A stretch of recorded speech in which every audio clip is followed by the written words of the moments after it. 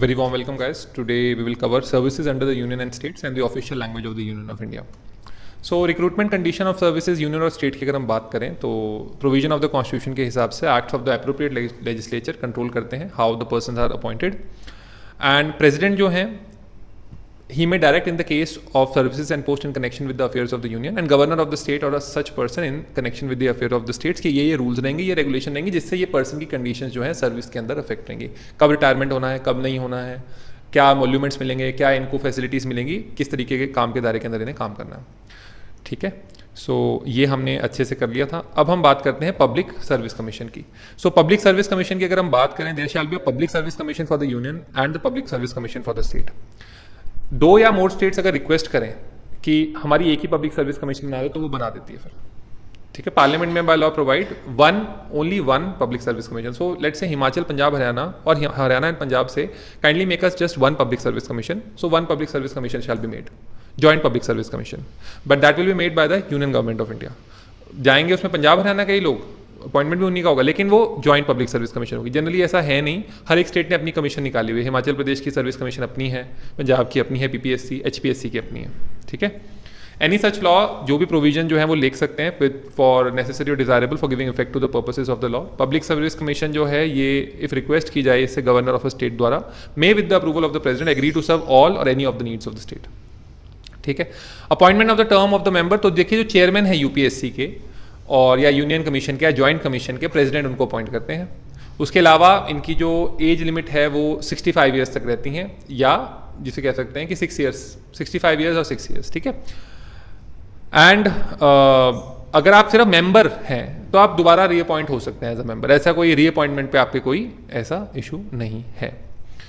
Right, आपको basically इसका देखिए यहाँ पे आ गया, member of public service commission shall hold office for a term of 6 years और द एज ऑफ 65 ईयर्स. सो अगर 50 साल में लेट से became a member of UPSC 56 तक रहेगा. ठीक है, दोबारा भी अपॉइंट हो गया तो 56 प्लस 6 62 तक रहेगा. दोबारा अपॉइंट हो गया तो 62 प्लस 6 नहीं होगा क्योंकि 65 पहले आ जाएगा, तो 65 तक रहेगा. ठीक है, which ever is earlier. State commission के केस में 62 ईयर्स है. प्रेसिडेंट को लिख के अगर दे देते हैं यूनियन कमीशन में या फिर स्टेट कमीशन में, गवर्नर को लिख के दे दें कि हमें रिटायरमेंट दे दो, तो रिटायरमेंट मिल जाता है, रेजिग्नेशन आप दे सकते हैं. ठीक है, a person who holds office as a member of public service commission shall on the expiration of his term be ineligible for reappointment for that office. ठीक है, who holds office as a member of public service on the expiration of term be ineligible for reappointment to the office. I think reappointment इसमें allowed नहीं है, so sorry correction there, reappointment allowed नहीं है. Let me check.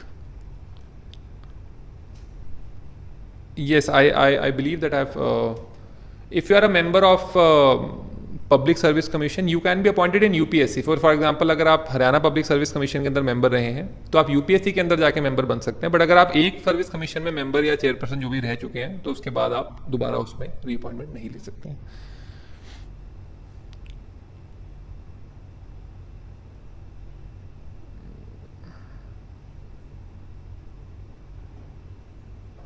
एक बार हम फिर भी check कर लेते हैं इसको,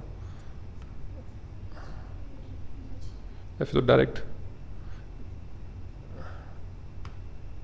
यस, या if you are a member of that particular public service commission you can not be reappointed again. Right, removal आप रिमूव कर सकते हैं on the grounds of misbehaviour after the supreme court has on inquiry held that such ground आपके बन रहे हैं जहां पे आपको रिमूव किया जाए.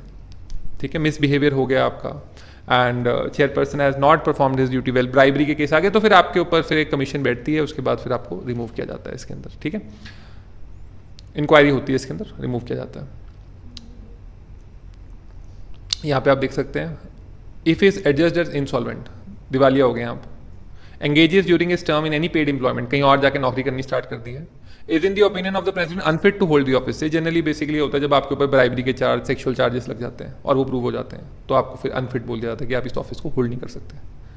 ठीक है, so power to make regulation. तो अब obviously union service commission, joint commission जो है, गवर्नर रेगुलेशन ला सकते हैं कि कितने नंबर ऑफ मेंबर्स होंगे, क्या क्या इनको स्टाफ दिया जाएगा. तो काफ़ी ज़्यादा वैसे रॉयल पोस्ट रहती है, मेंबर ऑफ एचपीएससी होना या फिर पीपीएससी होना.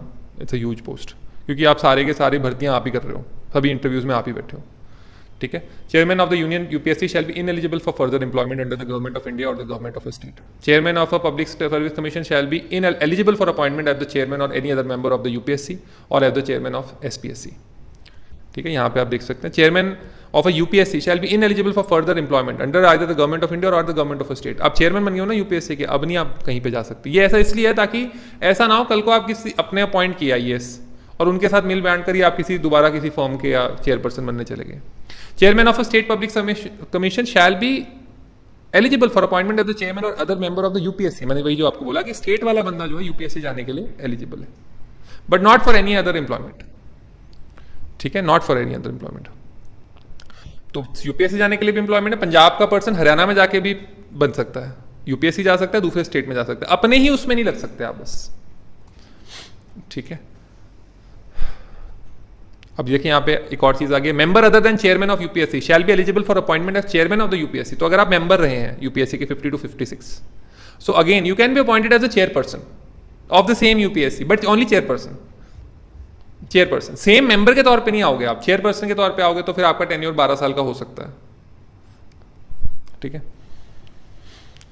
फंक्शन क्या क्या है, ड्यूटीज होती हैं इसके अंदर 2 और स्टेट्स के, ऑपरेटिंग स्कीम, ज्वाइंट रिक्रूटमेंट कराना, अपॉइंटमेंट कराना, रिक्रूटमेंट लेना, सारे प्रिंसिपल्स देखना, डिसिप्लिनरी मैटर्स देखना, एनी क्लेम्स देखना, any claim for the award of pension देखना, provided that the president has all India services, जो भी अफेयर्स हो यूनियन के, गवर्नर के, विद रिगार्ड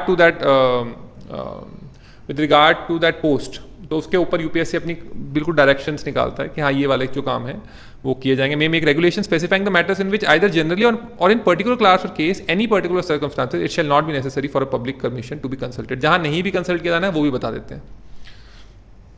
ठीक है जी, आगे बढ़ते हैं।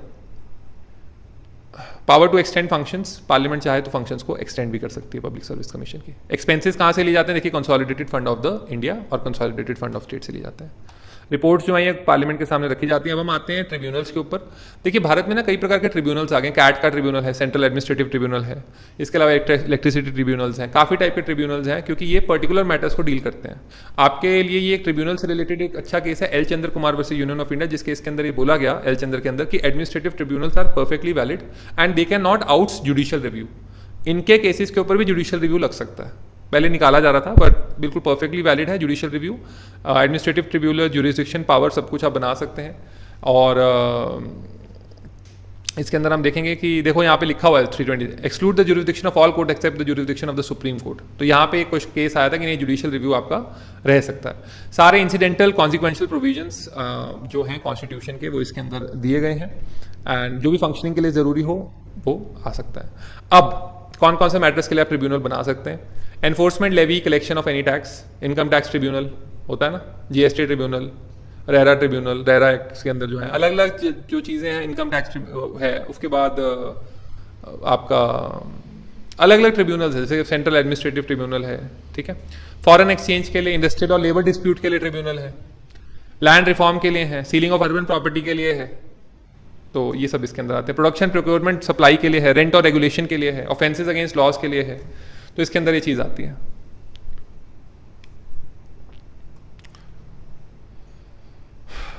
ठीक है जी, ऑफिशियल लैंग्वेज भारत की क्या है, हिंदी है, ध्यान रहे।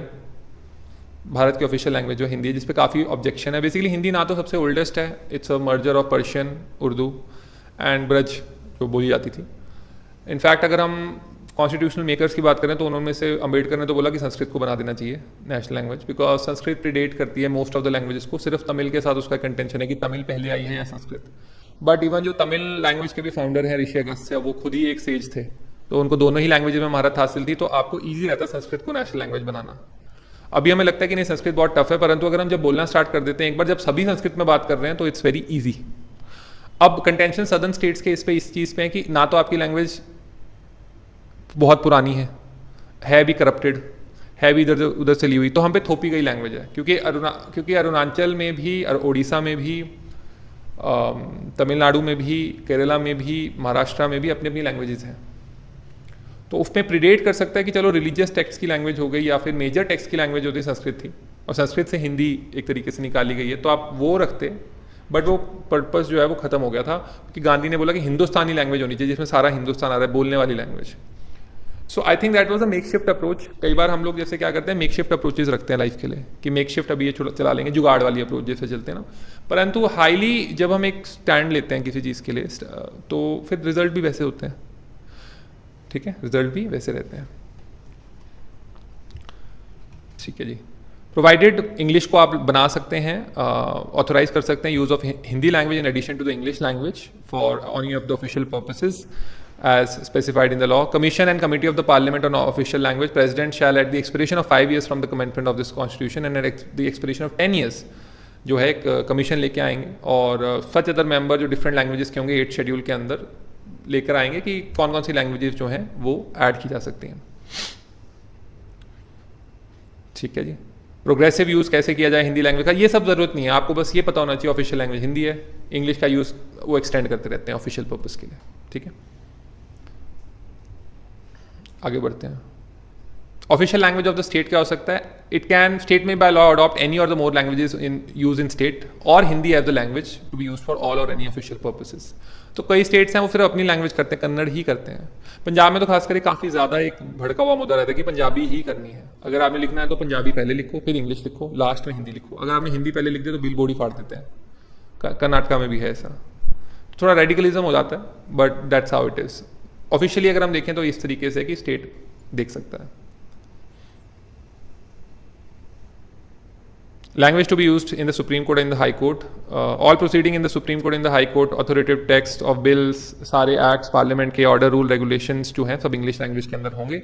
Notwithstanding anything in subclause A of 1, governor of a state may, with the previous consent of the president, authorize the use of Hindi language or any other language for official purposes in the state, in the High Court having its principal seat. Generally High Court के अंदर English ही चलती है, हिंदी बहुत rare है। ठीक है, ठीक है। Not with standing anything, English language shall be used for जो बिल्स वगैरह के अंदर है। ट्रांसलेशन सेम इंग्लिश लैंग्वेज के अंदर अलाउड है, बट बेसिकली हाई कोर्ट्स के अंदर अगर हम बात करें, where the legislature of state has prescribed any language other than English language for use in bills introduced and acts by the legislature of the state, promulgated by the governor of the state or a sub clause of, तो translation उसका English language में available होगा। अगर कन्नड़ा का कोई act है उसका translation एक इंग्लिश लैंग्वेज में होगा ताकि बाकी लोग समझ सकें उसको, नहीं तो हमें कन्नड़ समझनी पड़ेगी कर्नाटका का एक्ट समझने के लिए।